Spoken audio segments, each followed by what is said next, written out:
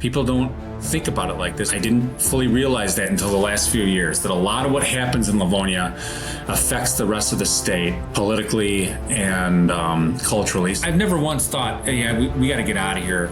Things are going wrong. Now, I have seen things that have raised my eyebrows. You can't just go in and kick and scream and get what you want. As homeowners living in suburbia, we don't really think about those things. So the fact that a 65-year-old guy has to know when and where he can move around is kind of an interesting notion to ponder.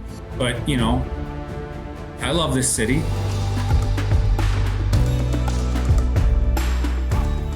Welcome back to Unlocking the Law, a podcast where we tell authentic stories about the law, break down barriers you might have to working with attorneys, and explore topics of interest to businesses and communities.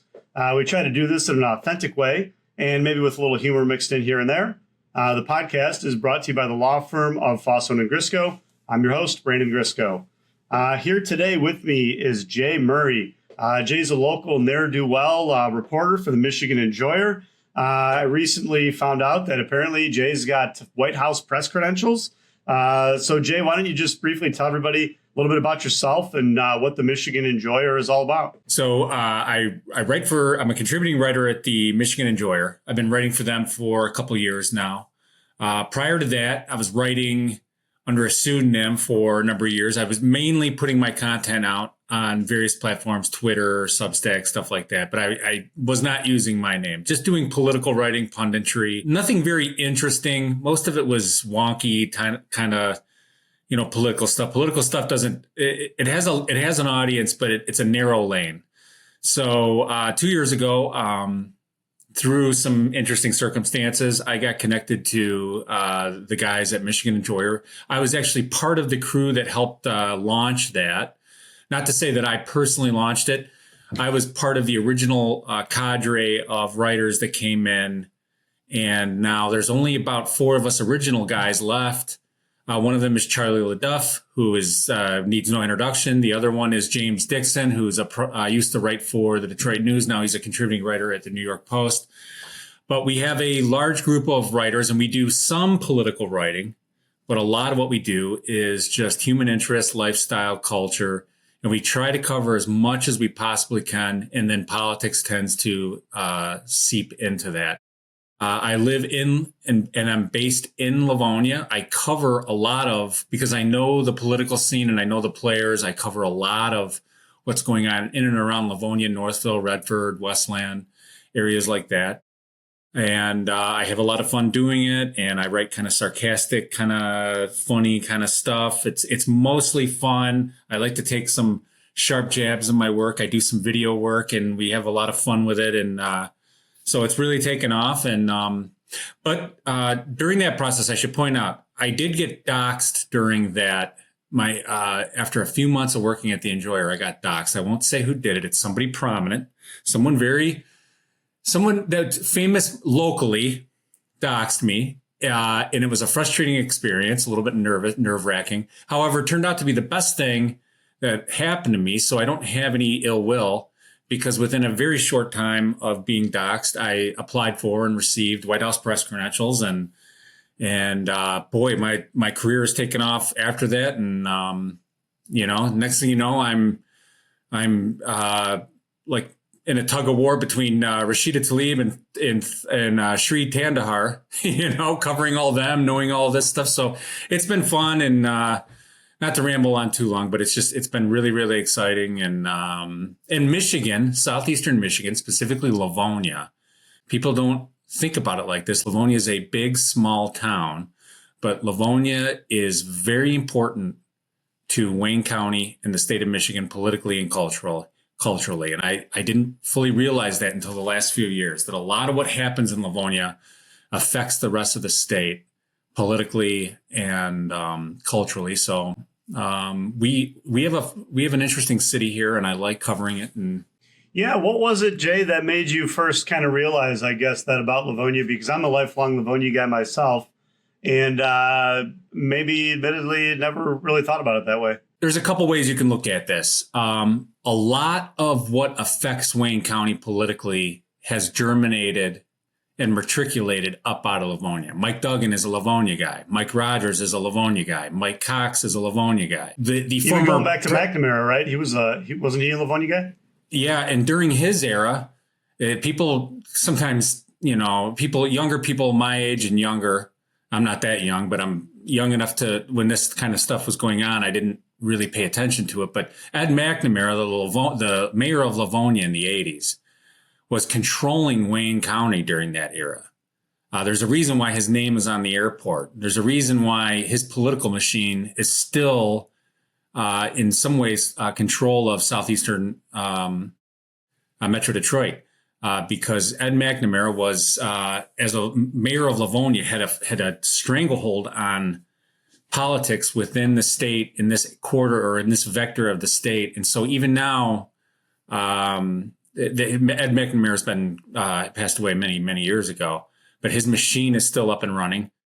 Yeah, he's got quite the legacy, and I think he's still got family members in the business, and even people that he helped bring up are still in the business, right? So, I mean, Mike Duggan came up out of that machine. Whitmer came up out of that machine. So all that to say that Livonia and what happens around Livonia, going back decades and even now, it's very, very important to the state. So I would urge your listeners to engage in politics and pay attention and read the news of what goes on here in Livonia, because all of it is very interesting, good or bad, Yeah, no, that's great. I even saw it, I think it was today or maybe yesterday. I even saw you covering some news out of Grand Rapids with the police chief and some drama associated with that. Yeah, that was a little bit tougher. I can't get to Grand Rapids, but I pay. You should see my wife. Sometimes she gets frustrated with me, but I'm paying it. I'm reading newspapers or information streams from all over the state. I'm trying to pay attention to everything and to understand everything at a moment's notice, as it's happening in real time. And Grand Rapids is a very important city to the state of Michigan, as you know. And so that's, I'm very fascinated by what happens there. This chief leaving there is a major event, whether people in Metro Detroit understand that or not. He was a very successful chief, a very popular chief. He had become somewhat of a celebrity because of that HBO series. And yeah, I was interested to find out about that. I hadn't independently known that they were doing that. As I got four kids, 10 and under at home. So there's, as you get into busy law practice, there's not a whole lot of time for, local television and shows and stuff like that. So anyway, the inside word on that show, and I did watch it when it came out. It was called All Access PD Grand Rapids. And it was an 8-episode, very, very in-depth series where this wasn't like, if you remember Cops from back in the day. This was much different. This was a very granular level docuseries on the Grand Rapids Police. And ironically, or I guess maybe ironically is not the right word. The Grand Rapids Police were seen to be very competent, very excellent investigators and police officers. And because of that was a problem. That caused a major concern with the politics of that area. And so that I have a pretty good, I've tried to speak with Chief Winstrom on this, but he's not doing very much media. He did the press conference and then he's gone. But people I know in that department, people in and around that department have said that series and how the city reacted to that series is a major factor in why he's leaving. Well, and it sounds like he admitted as much. But we've sort of gotten off the beaten path here. Yes, a I'm little sorry. bit. Sorry. No. It's my fault. It's my fault. But I had intended on putting together sort of like, and by the way, everybody, just so you know, Jay is completely unprepared for this because I didn't send him anything about what we were going to talk about except for a passing conversation. So it's going to be as much a surprise to me as to Jay as to what we end up talking about here. But we've been in this as a firm. As you can imagine, civil trials don't happen all that frequently. I think something like close to 99% of civil lawsuits end up settling out. So we've been in a rather, I'll call it high profile. I don't know. It's made some waves in the media, but not a ton recently. But it's like a 2-week trial. So we've been kind of scrambling. Small firm like us, it's a heavy lift to be able to do that. So I didn't quite get as ready, I guess, as I wanted to. But that being said, I'm very excited because we are going to talk about something near and dear to my heart and to my law practice, which is sort of what I'll call NIMBYism.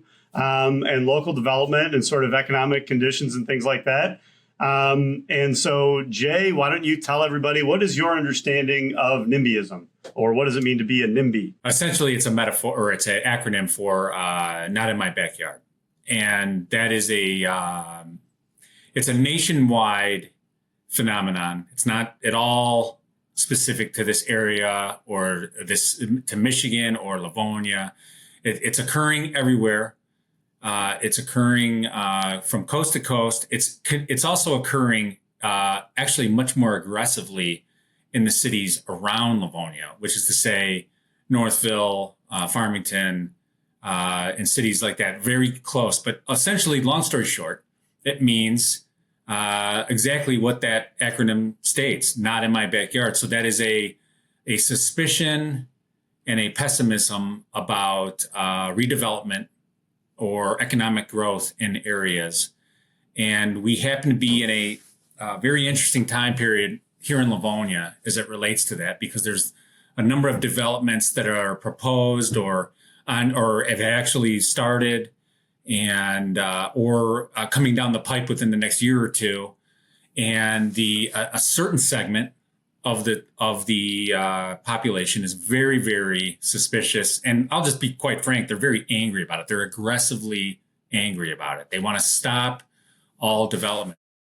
Why it's interesting in this current moment, as you and I are talking here, is that this phenomenon is now extended into the realm of the absurd, because it's not just now a big, you got a big mega site that's going in and, it's going to screw up traffic for 2-3 years while they get it off the ground, things like that. Now we're talking about, they don't even want, you got people that are upset over gas stations. You got people that are upset over car washes. You got people that are upset over the notion that another steakhouse might go in on Haggerty Road. Just very, very absurd things. And by the way, the granular details on this are such that none of this anger can be really explained one-on-one. If you go up to these people and ask them, why are you pissed about this, or why are you pissed about that, about these specific developments going on in the city,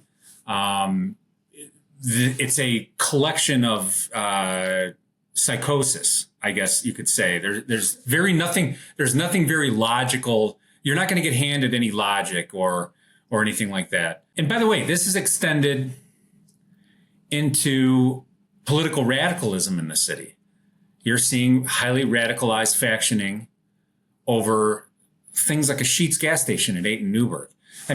Just consider that. I got to stop you there for 1 second. So how I first became aware of Jay, and I think some of the other people I know that do gas stations might, be upset about this, but I did find his gas station video on Sheetz to be fairly funny. So Jay, I don't know, maybe for the audience that may not be aware necessarily of the Sheetz situation, can you just kind of give us like a high level overview of like what Sheetz is and what was the controversy? So Sheetz is a privately owned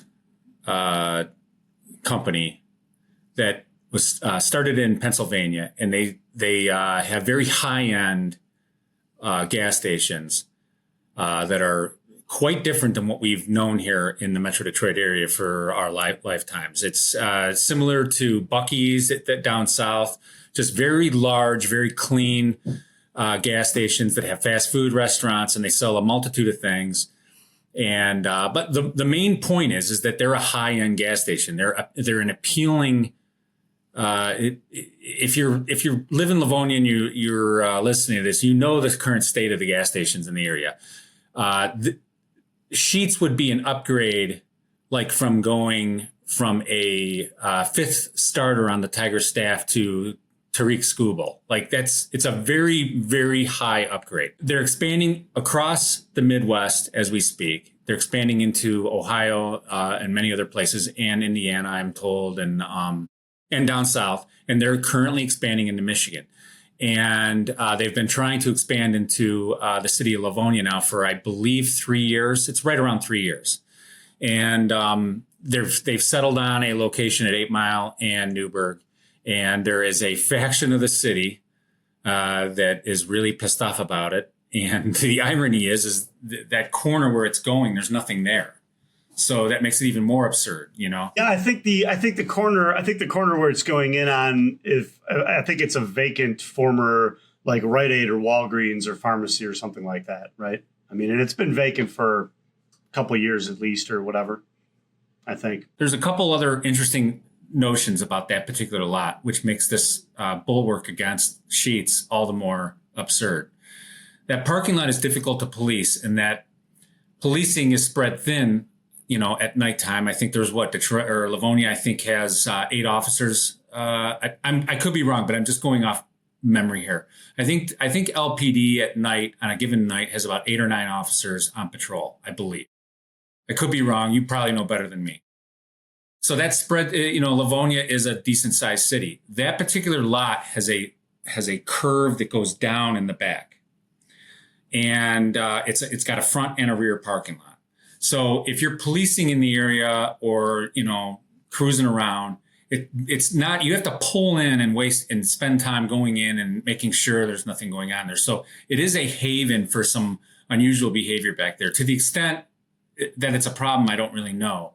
But the long and short of it is the fact that there's a high-end privately owned business that wants to expand there. Let them go. For God's sakes, it's an empty building that's falling into disrepair. And so, yeah, so I kind of have an interesting perspective on this because as sort of just like your average Joe citizen, I've seen the video that you did. I assume you must have filmed it down in Romulus at that location, or I don't actually know where you filmed that. Okay.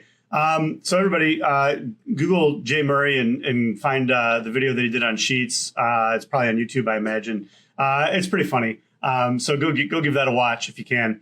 But as a citizen, I'm like, okay, it looks pretty clean, looks nice. The video's funny, that you did and everything.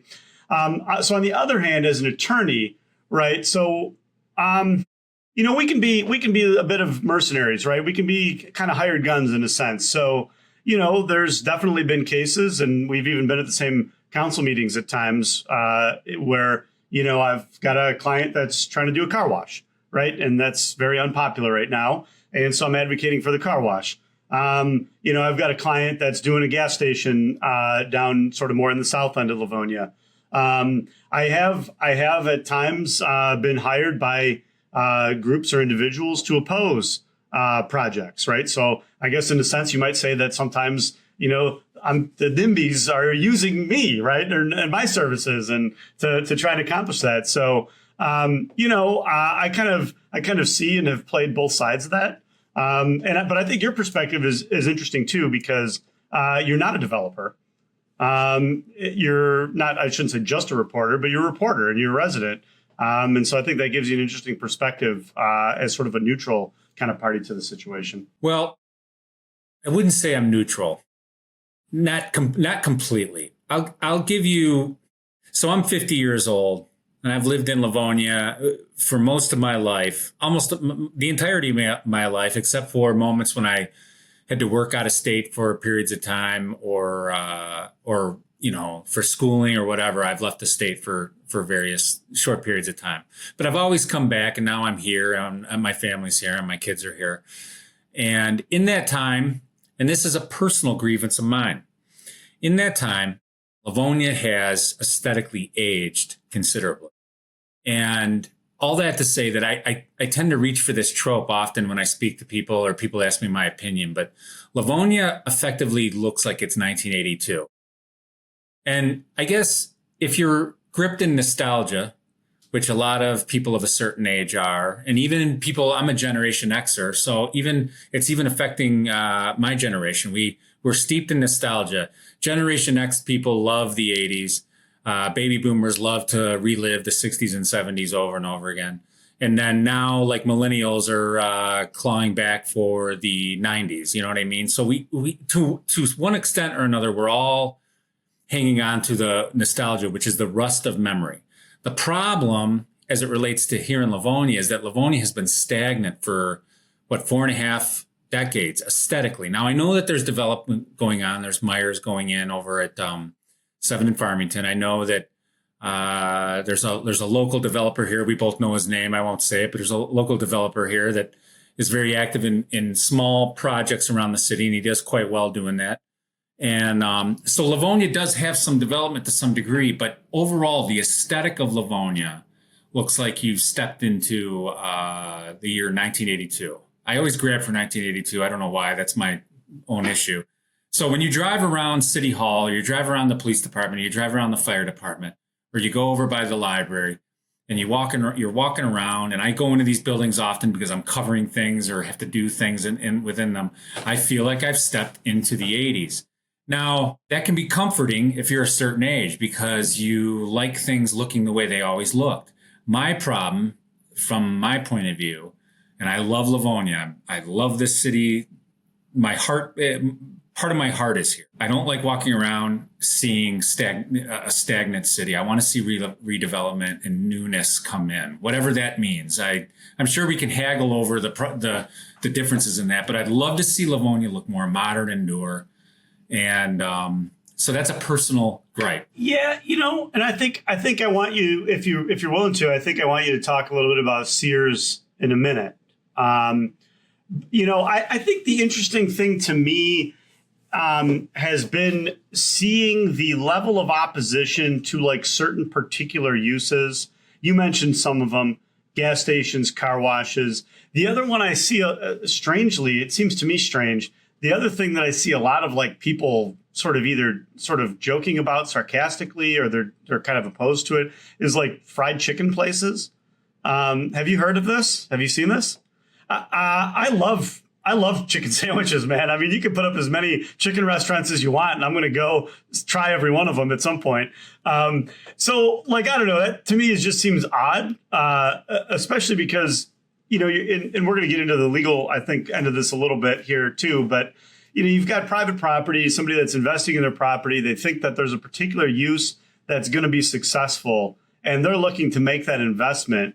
And so you've got a zoning ordinance that otherwise allows for it. I don't know. It seems to me like maybe the person should just be allowed to take a shot at that, what they want to do with their own private property, as long as it's compliant with the zoning sort of scheme, right? That's my general impression. Or I'm sorry, that's my general position on it as well. I mean, I think common sense can be had in these types of issues. So, for example, I was talking to, not that long ago, I was talking to a member of the city council here, and we were kind of going hard in the paint on this notion of central planning as an economic plan for the city. Central planning being that the government is very, very tight involved with the type of businesses that are coming in or not being allowed in. And that's a political argument. We could go down 100 different rabbit holes with that. But the notion being that I think some common sense can come in, that, the council person I was talking to said, well, we don't want weed dispensaries in the city. We don't want strip clubs in the city. We don't want pawn shops in the city. Or one of the other things too, and this is a very esoteric thing, but for normies, they might not understand this, but for people deep in the weeds on this, one thing that some planners don't want is plasma donation centers. Plasma donation centers, if you go up to the average Livonia resident and say, what do you think of plasma donation centers? You'll get the deer in headlights, or you'll get because you don't know. Plasma donation centers are the last thing you want in your city. That's the last thing, you put in a plasma donation center, and then right next to it, a weed dispensary goes in, and then a pawn shop, because those are all cash operations. And it breeds, Well, it drops your I mean, property value. I'm going to push. Are you saying that's your position, or that's what some people will say? That's what some people will say. I will Okay. admit that I understand that mode of thinking. And because I've done a lot of investigative work in areas around Metro Detroit, there's some truth to that. Sure. But I don't have data points on it. Yeah, I get that. I mean, and I think from a perspective, you're talking about, okay, where can I go make a quick buck? Maybe, and this is just, I'm being pejorative here.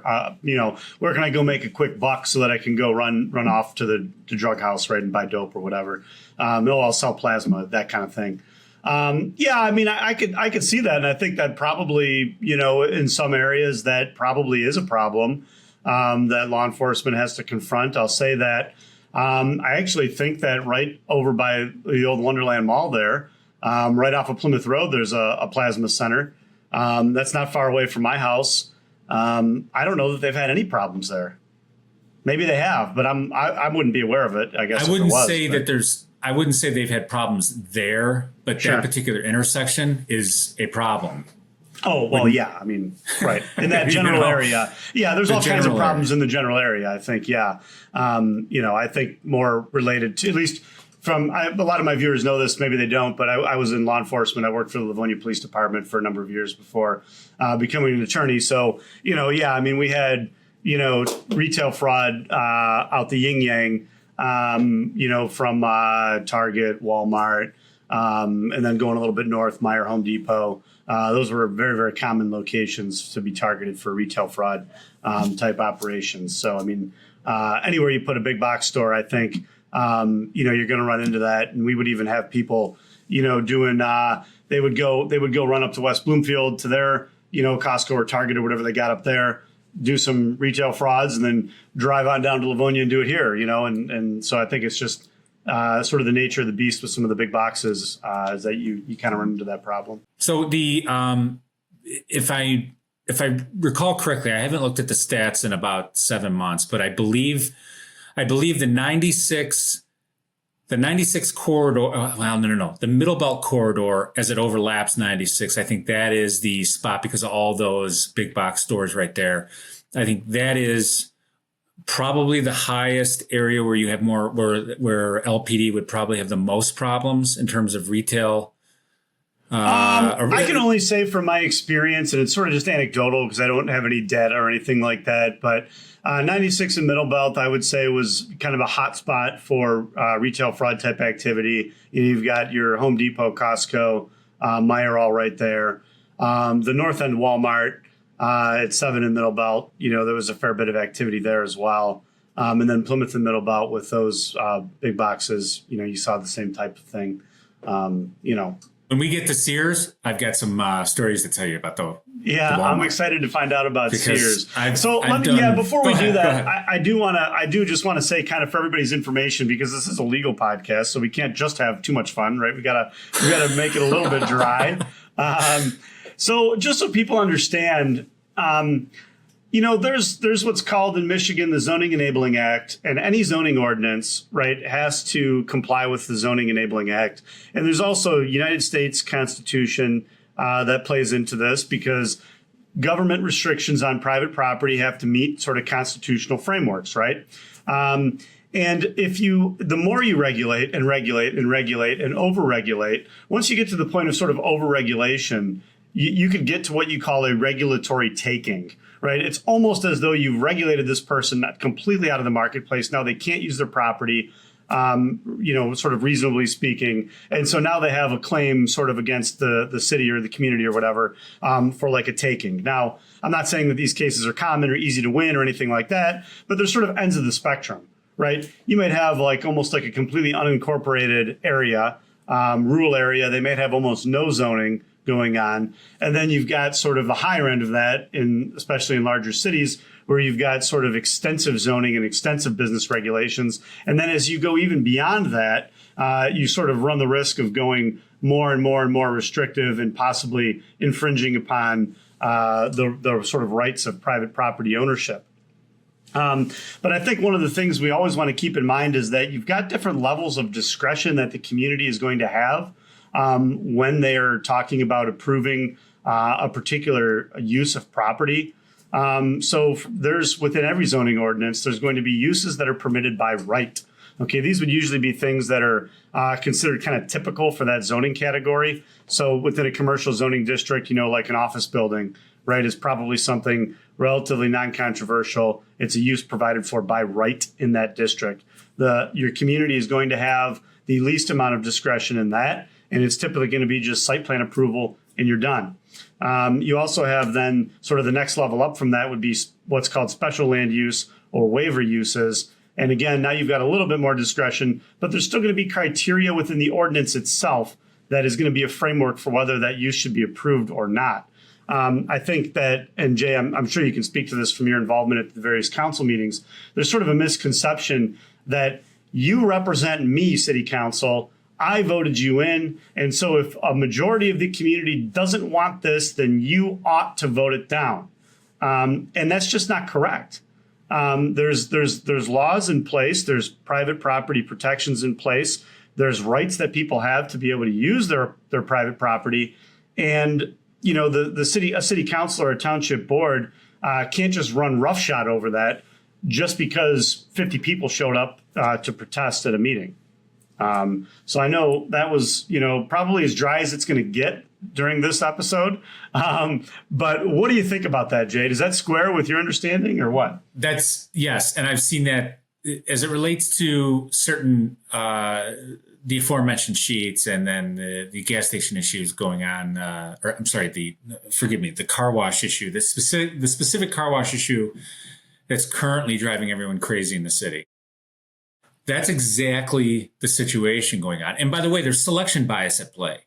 So you get 300 people, let's just say 300 people. The car wash and the Sheetz motivate a certain segment of residents to get into the city council meetings, and they can fill a room doing that. I've been in there, and I mean, is there a few thousand people in there? No, but it can be a couple hundred at times, and they're in there and they're hopping mad. But then again, therein lies the selection bias for the council members themselves, because they're looking out into a room full of people that are pissed off. But does that represent the entire community? For the people that are in the room, they're all opposed to these various projects under this NIMBY umbrella that we're discussing.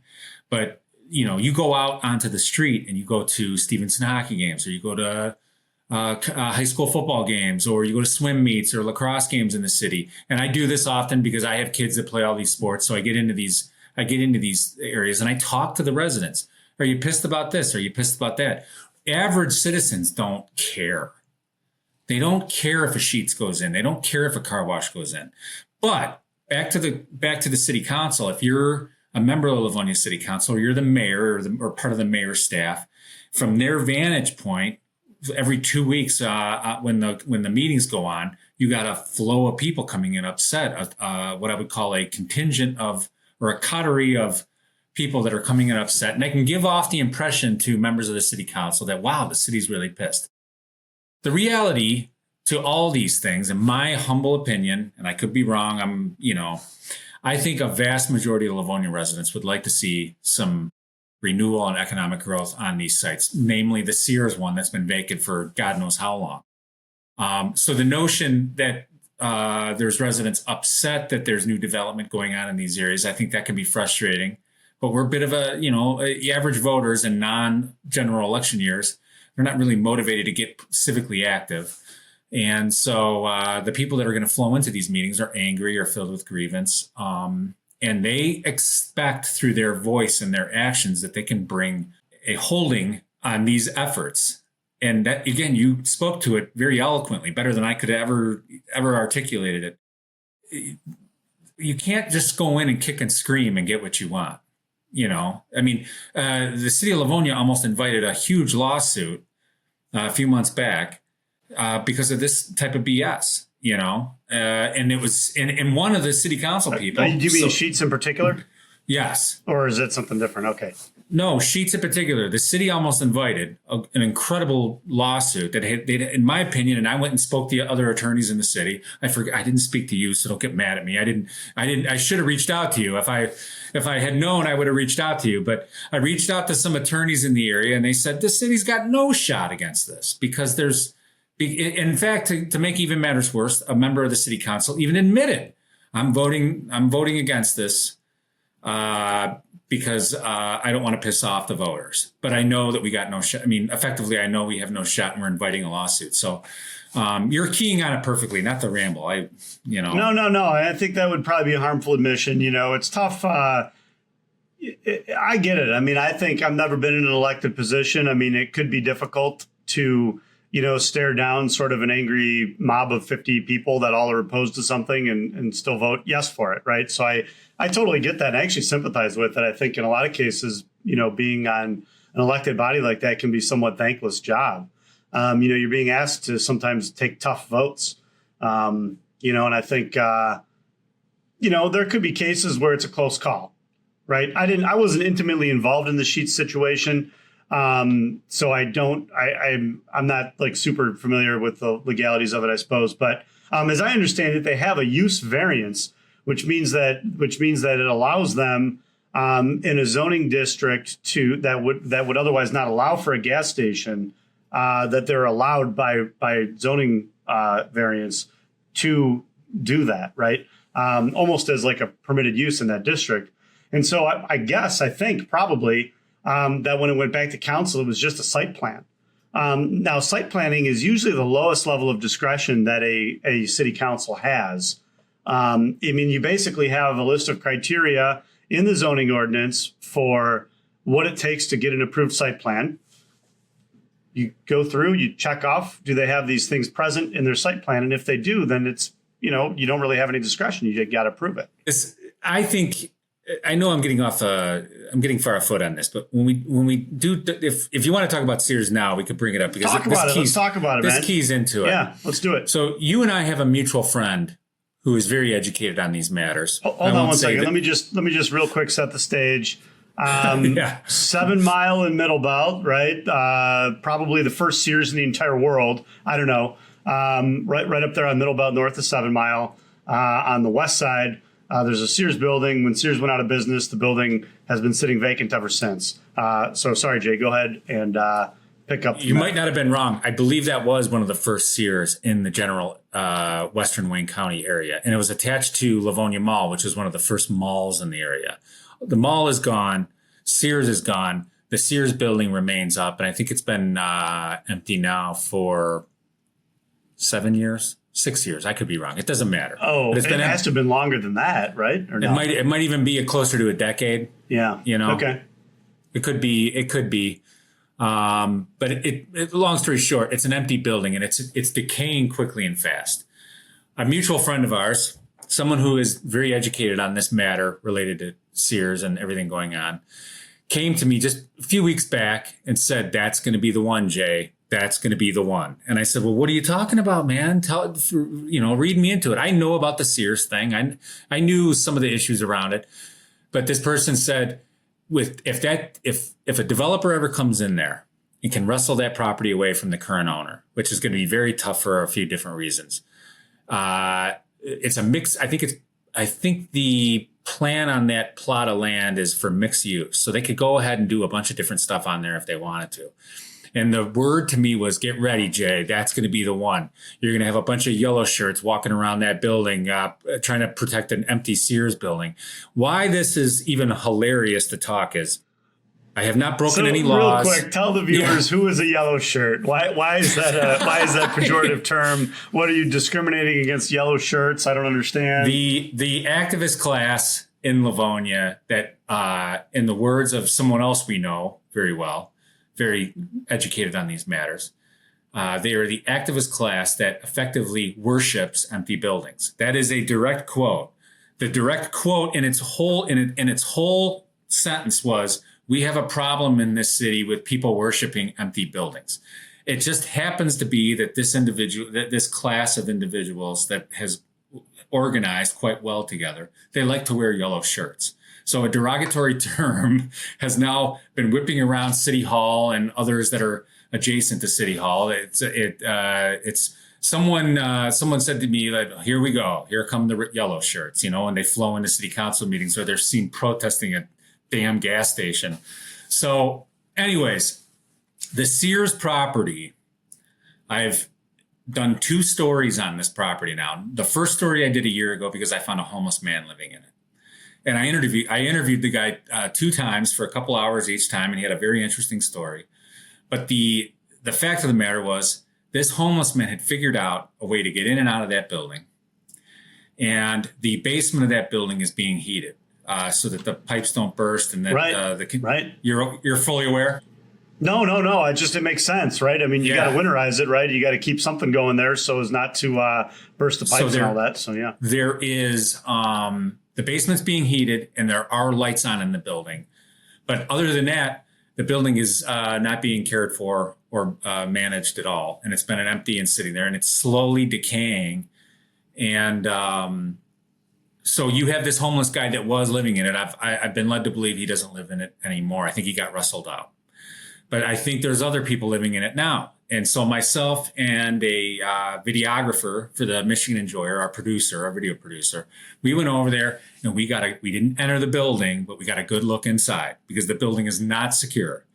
And we got to look in there, and it's rough. It's really rough in there. There's dead animals everywhere. Not to get too gross for your listeners, but the elements and the wildlife of the area have collected in that area, in that building. So all that to say that this building's in bad shape. It's got to go. And the owner of the property is not selling it, or the building is for sale. It has a realtor, but there's caveats attached to it that make it very hard for someone to come in and buy the property. So it's sitting there decaying.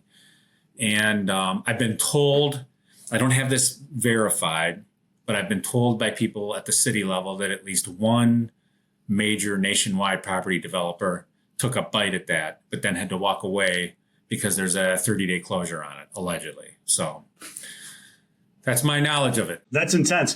So I don't know, man. I find it hard to believe. You think that a group of yellow shirts would come out and protest redeveloping that space? I think anything is possible in this crazy town. I've seen I've seen so much crazy behavior in the last 2 years in Livonia. I don't know. I would hope not. I would hope that property could get sold. I would hope that somebody would come in and redevelop it and put something in there and get it up and running.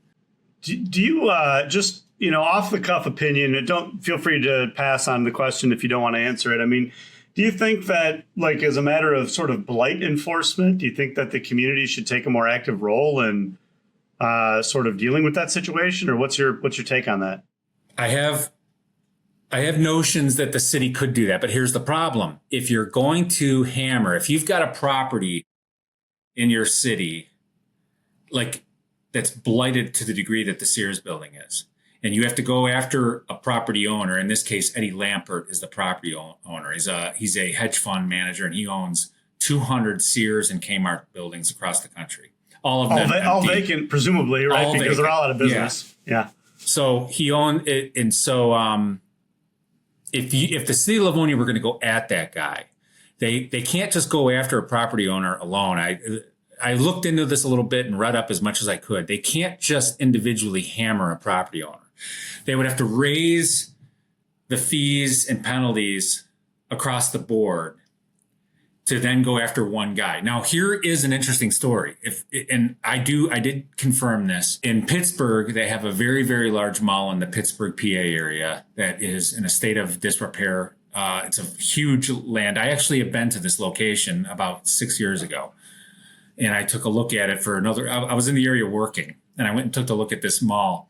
They have a huge mall in the Pittsburgh area. It's empty. And a company called NAMDAR owns it. And the city, the particular municipality got pissed off that this property was like this. So they decided to get a little bit aggressive with their fees and penalties, specifically at this client, at this property owner, I mean. And they just started attaching penalties and fees to the property that were astronomical. Rather than go to court and get all bent out of shape about it, maybe find that the city may have been acting unconstitutionally, this NAMDAR corporation decided, hey, let's take care of the property a little bit better. So that got the ball moving and they interviewed some people in that area, and they were at the city level, and they were happy with that. Could the city of Livonia do that? I don't know. Yeah, well, you might not know this, but that same group owns the Westland Mall, them and their affiliates, yeah, and such like. So we do. So you may know this, or you may not know this, but our firm does, work for municipalities as well, and so we've been engaged at times in blight types of enforcement in different cases and things like that. There are mechanisms, not just associated, like the fee thing, right? Hey, you got penalties, you got fines and violations and things like that, I think is certainly one approach. In different communities, though, we've taken other approaches, maybe even including like nuisance litigation or blight-related lawsuits, say like in the circuit court, where you actually can get an order for demolition. Or not even necessarily just demolition, but there could be other things too. Just, maybe ask the court to exercise their equitable jurisdiction to require, certain updates or improvements to the property, usually associated with like health and safety and things like that. But if you've got, the condition that you described probably violates a number of fire and building code issues. You could take enforcement on that, I think. It's just a matter of what priorities a community has and what their budget is for pursuing those sorts of things, I would say. But at times, and I'm not saying this would apply to Sears, but at times we've been successful even in like having attorney fees attached, maybe as a lien to the property or something like that, as a means of trying to get some cost recovery. And sometimes you get in a situation where somebody doesn't even really want to spend the time and energy to fight the case, and it goes to a default judgment. There's all sorts of different things that could happen there. We've seen all different sorts of things in that regard, but I definitely think there's more than one way to skin the cat. The blight fee in Livonia is $500, which apparently the owner of that Sears building pays on time every year. Yeah, so that's an interesting thing. So I think what you're referring to is probably, if I had to guess, and I'm just speculating because I haven't looked at that in depth, it's probably a municipal civil infraction. And in Michigan, the maximum fine for a municipal civil infraction is $500. So yes, theoretically, you could write somebody a municipal civil infraction, $500 fine. However, it is also the case that typically each day that a violation exists is a new violation. I'm not saying that anybody should do this or that it wouldn't be, that there wouldn't be potential challenges or whatever. But imagine sitting there with your ticket book and writing, 365 $500 violations, right? Well, I would like to see that building get straightened out, and it's also clear. It's also obvious to me, and I earlier in this pod or several minutes ago, we briefly talked about the crime issue or potential crime issues at the Walmart at 7 and Middlebelt. Why that came into play and why I was going to mention this, but I almost forgot. The homeless guy I interviewed in there referenced the fact that he couldn't stay there long, which from a homeowner standpoint, you might think, well, we don't really want homeless people in here. But as he elucidated that to me, that particular parking lot attached to the Walmart at night, that parking lot's not very safe. And he was a 65-year-old homeless guy. And he's like, I got to be careful. This parking lot gets crazy at night. He was alluding to the Walmart parking lot there. And so he explained to me over the course of a lunch over at the Coney Island in there, how he had to carefully navigate the times and when and where he could move around, because he didn't want to get into conflict with younger people. An older man can't really defend himself against younger men if they're, bad actors or anything like that. So he had to be careful. He had to be careful how he moved around there, and he was worried about how much longer he might stay because of that. And, as homeowners living in suburbia, we don't really kind of think about those things. We know about like parking lots at night, and yes, we know that the Walmart parking lots at night, it can be a little crazy. I know everyone knows that that's trite at this point, but the fact that you have somebody living in an empty building who has to walk that parking lot to get food or wherever, or to get around in the area. He was using the nearby library to stay warm as well. Yeah, I mean that actually is concerning to me. I mean, I'm a lifelong Livonia guy myself. I don't tend to find myself in parking lots after hours very much anymore. Maybe in my younger days, you know what I mean? But it's like, hey, man, now it's like, is it almost bedtime? As we record this, it's almost 6 o'clock. I'm like, oh, man, I'm getting tired, But no, I think that is concerning, especially as a guy with young kids. It sounds like you got high school age kids or college age kids. I mean, that is definitely a concern. I mean, when I was a younger guy in Livonia, it seemed to me like you could go anywhere in this town and be relatively safe. And so if that's changing, then I would say, like, absolutely, we got to do something about that, or the police or the community, whatever it takes. Because this is, as I was growing up, I always heard this is one of the safest cities in America, or one of the best cities in America to raise a family. And I used to hear that all the time, and I was proud of that. And I'm still proud of this city, and I still like it. And I chose to stay here and raise my family here, and I'd like it to stay nice and stay up to date and not have blight. I know we're kind of keying on problem issues on this podcast, but I broadly believe that that's still the case. I mean, if I thought Livonia was like in trouble, I've never once thought, hey, yeah, we got to get out of here. Things are going wrong. Now, I have seen things that have raised my eyebrows, but I love this city, and I think the police do a fantastic job here. I think they do an astounding job.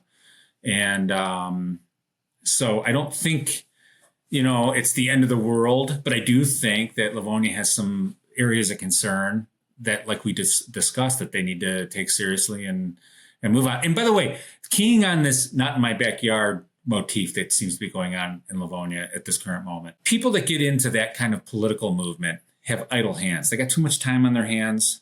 I mean, if you've got time to worry about to protest and worship empty buildings, that means that you don't have a lot going on, And,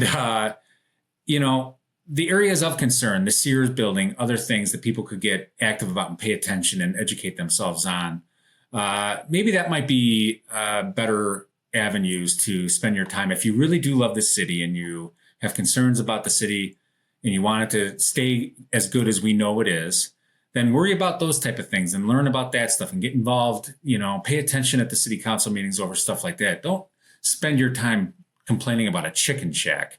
It seems absurd to me, but that's just me. So as we start to kind of wind this down, solely because I have some family stuff I got to get to, otherwise we could talk all night probably. But as we start to wind this down, I want to know, what is the project that gets Jay Murray to put on the yellow shirt and march into the city council meeting and protest? I'd have to think about it. I really would not like to see weed dispensaries in the city. I'm not a highly motivated anti-weed activist by any means. I am conservative culturally and politically, but I'm not going crazy over weed. But weed dispensaries, I think, coming into Livonia would be a negative form of consumerism that could feed off our community rather than benefit it. So that might be something that could get me fired up and get me back, that might get me to have a yellow shirt. Yeah. That actually is an interesting thing that you bring up, because that actually is an area where, unlike the other things that I said, right, where, hey, if you own property and it's private property, you can kind of do what you want with it, and there's restrictions on the city and stuff like that. The marijuana laws in Michigan are such that the city does have quite a bit of discretion in whether to allow marijuana businesses at all. And so, for example, many communities have chosen to opt out of the 2018 initiative, which was the Michigan Regulation and Taxation of Marijuana Act. And so a lot of communities, Livonia included, I think, have opted out. And so it would take a legislative action to get back in. And I think there's just been not a lot of willpower for that in Livonia.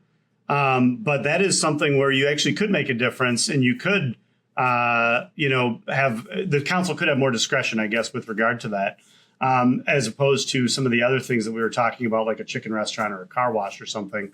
It would be interesting to see if Livonia ever decided to take up that issue.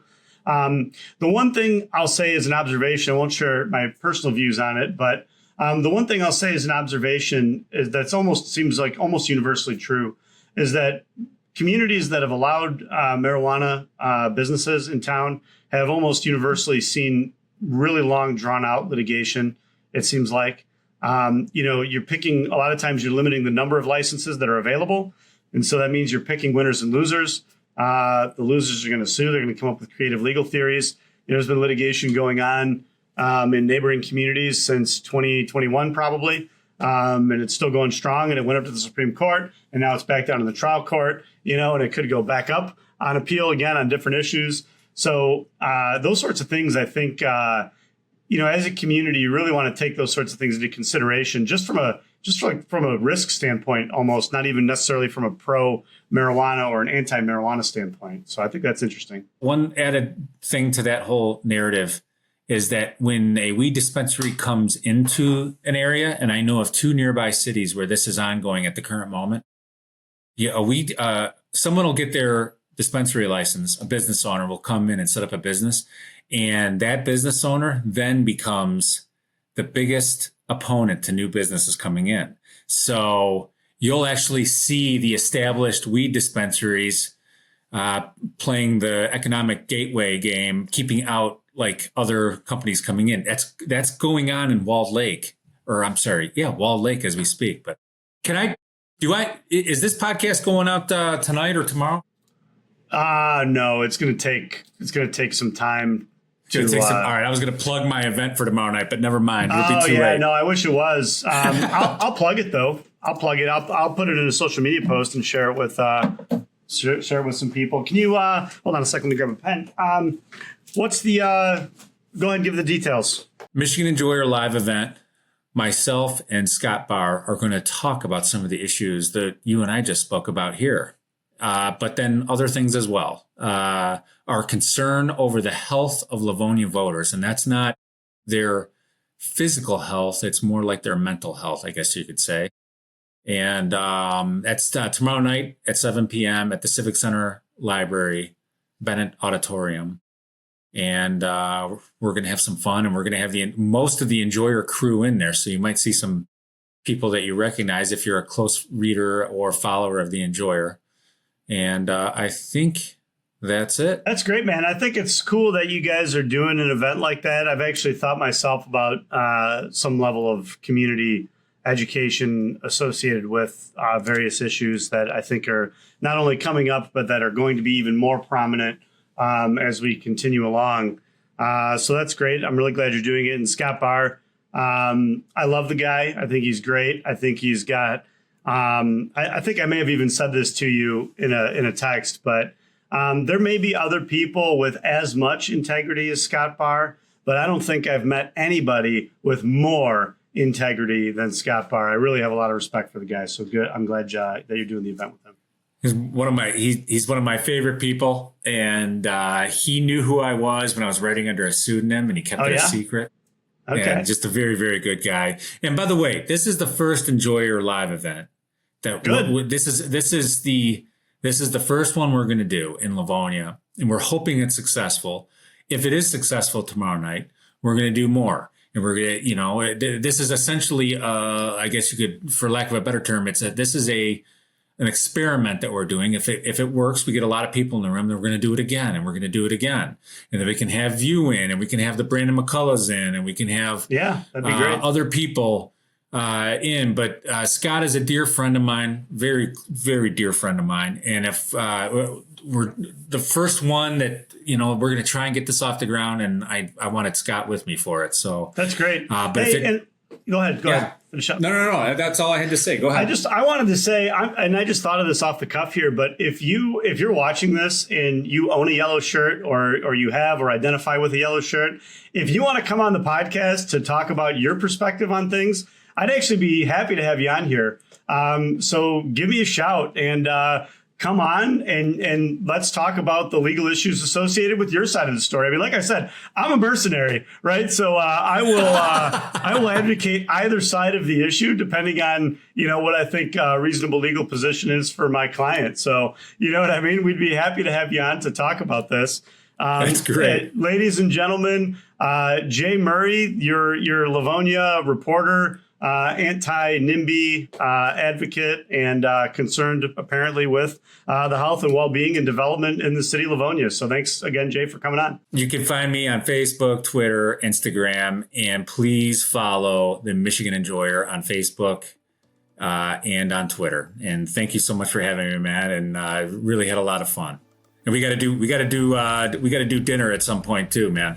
You got it, Jay. Let's set it up, man. We'll talk soon, buddy. All right, bye. Thanks everybody for watching.